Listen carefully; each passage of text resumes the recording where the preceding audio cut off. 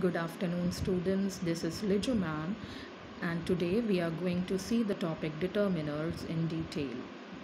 This is in continuation to the explanatory video which was sent on Monday on the same topic. So let's begin with some examples. Can you pass me the salt, please? Look at those lovely flowers. Thank you very much for your letter. I would like to draw your attention to the highlighted words the, those, and your. Right? First of all, see the placement of these words before or near to the noun. For example, in the first one, it's just before the noun salt. In the second one, it's near to the noun flowers. And in the last one, it is just before the noun letter. Now, what's the purpose being served by these words? In the first, the help us to highlight or determine the noun salt.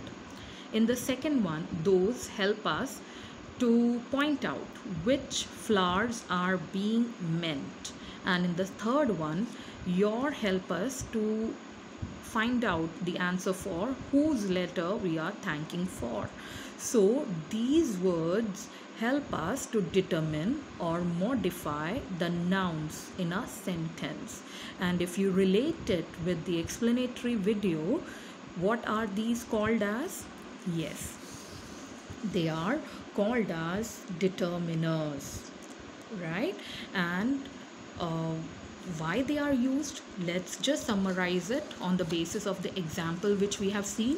First of all, it helps to introduce the noun, it helps to determine the noun or modify the noun in a sentence, or it tells us whether the noun is specific or general. So these words are determiners. Now let's see the types one by one. The first one, yes, demonstratives. Demonstratives point out which person or thing is meant. For example, see the example here.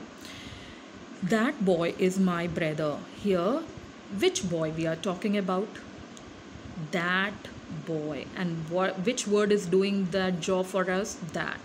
So that is the demonstrative determiner here.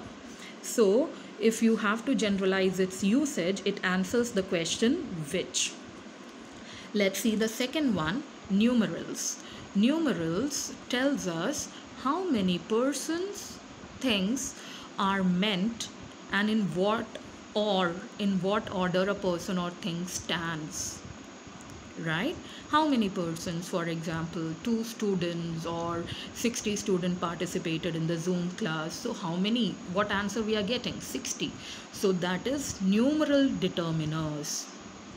Then in what order, what does that mean? For example, the students sitting on the last bench or the first seat, these tell us the order. So to generalize the usage, it answers the question how many or which position.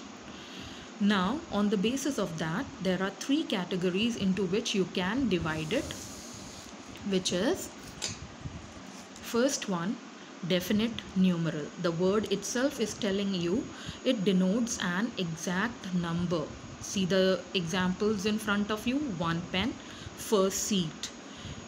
The words such as 1, 2, 3, the numbers are also known as cardinals. And in the second, where we are talking about the position like first, second, last, next, these words are called ordinals and they tell us the order of things, right? Then second type is indefinite, as the word itself is telling us, not definite. So it do not denote an exact number. For example, many, it is telling us a number but not definite. Any, all the students, several, and patients, several patients, right? So all the words here, for example, all, several are indefinite numerals.